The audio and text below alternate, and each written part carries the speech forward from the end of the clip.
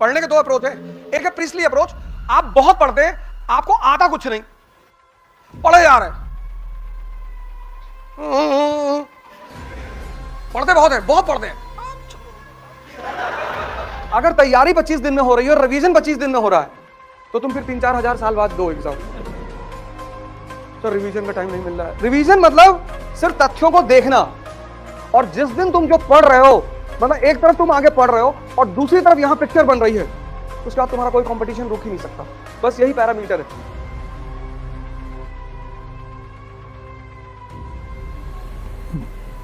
जय हिंद फ्रेंड्स।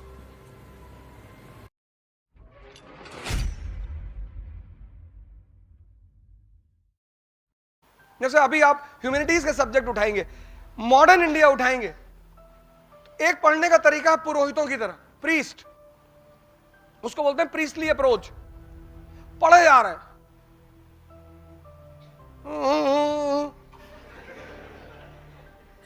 पढ़े जा रहे हैं, एक दिन में 70 पेज, 80, 150, 300 मर गए।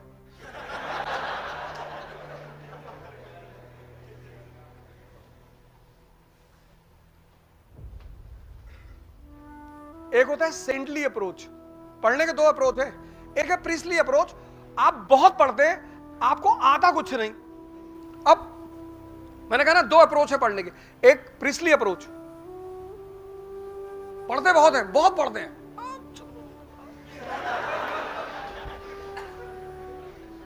पता कुछ नहीं।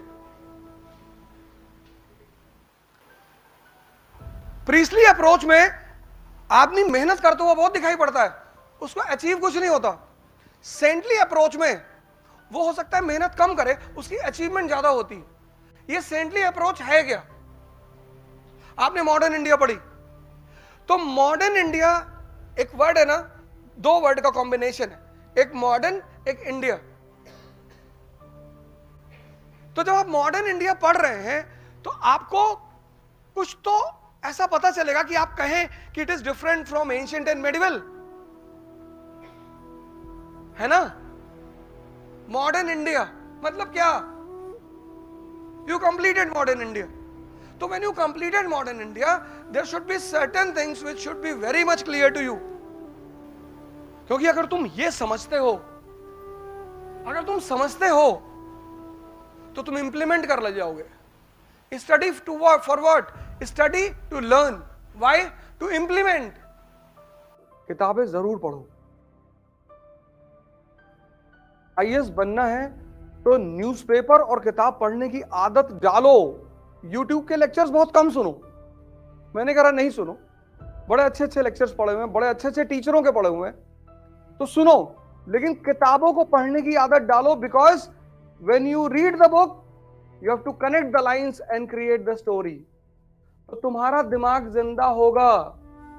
जब तुम किताब पढ़ोगे ना, तो तुम्हें सोचना पड़ेगा। तुम सीरीज देखते हो, तुमको मजा आता है क्योंकि तुमको उसमें सोचना नहीं पड़ता, कहानी अपने आप सामने खुलती चली आती है। इसीलिए गांव के लोग आज भी सिनेमा को देखना बहुत बुरा मानते हैं। 80 में तो खैर मानते ही थे, 90 में तो खैर मानते ही थे। आपने घर में जो आपके एल्डर है, पिताजी, उनसे पूछिए कि वो कैसे पिक्चर देखने, मूवी देखने जाते रहे होंगे।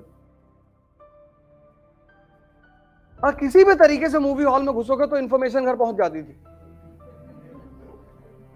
और आज पीवीआर को एक सोशल स्टेटस बना दिया गया है,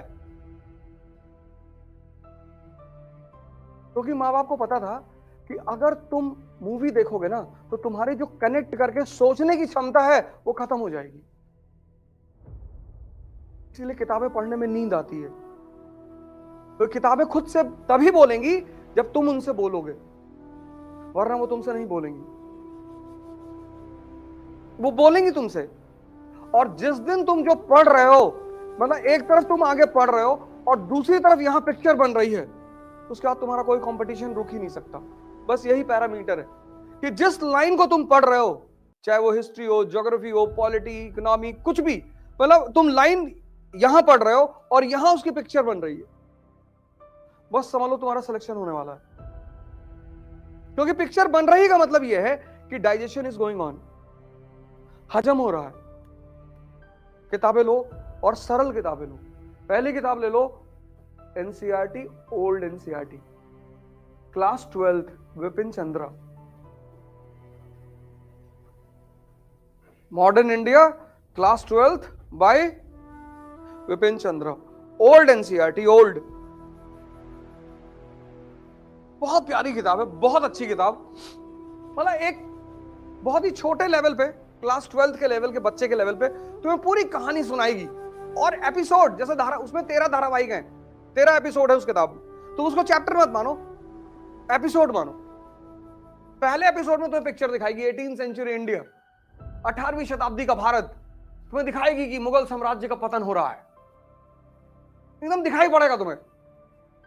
क्षेत्रीय शक्तियों का उदय हो रहा, regional powers are emerging, independent Awadh, independent Bengal, independent Nizam, regional powers पैदा हो रहे हैं, मुगल शक्ति खत्म हो रही है। और सबसे बड़ी घटना जो मुगल शक्ति के पराजय को दिखा रही वो है 1739 का बैटल ऑफ करनाल, जब नादिर शाह ने मुगल बादशाह को मुर्गा बना दिया।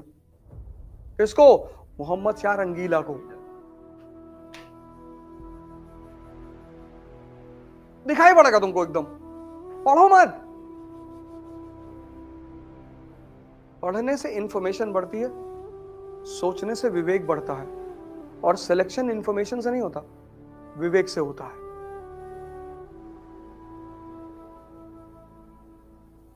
आज के दौर में लोगों के पास इंफॉर्मेशन बहुत है पर सोचा ही नहीं, सोचा ही नहीं। सब कुछ उस किताब में लिखा हुआ है, सब कुछ, बस तुम्हें सोचना है रुक के। इसीलिए भारत के आध्यात्मिक इतिहास में कुछ पक्षियों का, कुछ फूलों का बड़ा महत्व है। जैसे भारत के आध्यात्मिक इतिहास में तोते का बड़ा महत्व है। पता है क्यों? क्योंकि तोता रामायण याद कर सकता है, समझ नहीं सकता, और बिना समझे कोई अर्हत नहीं होगा। इसीलिए तो तुम्हारा पढ़ने में मन नहीं लगता था। तुम्हें पता ही नहीं होता है कि पढ़ना क्या है।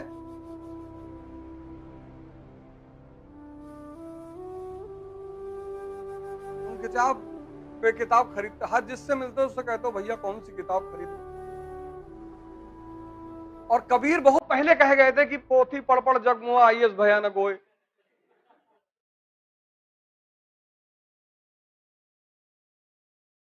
वो आईएस के बेसिकली उन्होंने आईएस के लिए ही कहा, बाद में लोगों ने प्रेम जोड़ दिया उसमें। पंडित,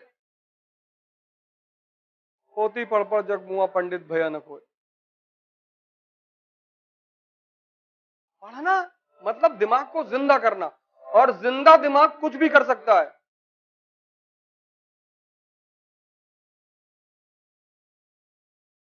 पढ़ना मतलब दिमाग को जिंदा करना, और जिंदा दिमाग कुछ भी कर सकता है। वो एक अच्छा बिजनेसमैन बन सकता है, उसकी नौकरी लगेगी।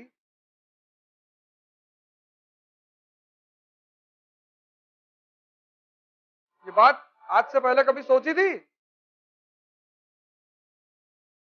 और क्लास खत्म होने के बाद सिर्फ आपके नोट्स, मतलब once the class is over you should be completely prepared कि अब दोबारा इन किताबों को नहीं पढ़ना है। तैयारी के लिए नहीं पढ़ना है, पढ़ने के लिए पढ़ लेना है। जैसे एक बार तुम्हें पूरी कहानी समझ में आ गई, जब तक नहीं समझ में आएगी तभी तो ये किताब हैवी है ना। एक बार समझ में आ गई, पहली बार पढ़ोगे 25 दिन लगेगा, लेकिन पहली बार जब खत्म कर लिया, क्लास में हर चीज समझ ली, तो 5 दिन में खत्म होगी। उसको बोलते हैं रिवीजन। अगर तैयारी 25 दिन में हो रही है और रिवीजन 25 दिन में हो रहा है, तो तुम फिर 3-4 हजार साल बाद दो exam.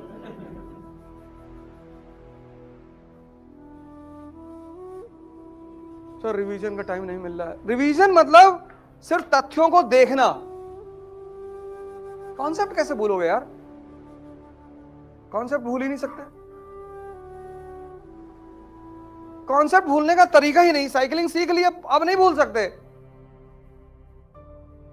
Once you have learned cycling, there is no way to unlearn it. पर तुम चाहो हम साइकिल चलाना भूल जाएं। स्विमिंग सीख ली, अब तुम सोचो हम भूल जाएं, संभव ही नहीं।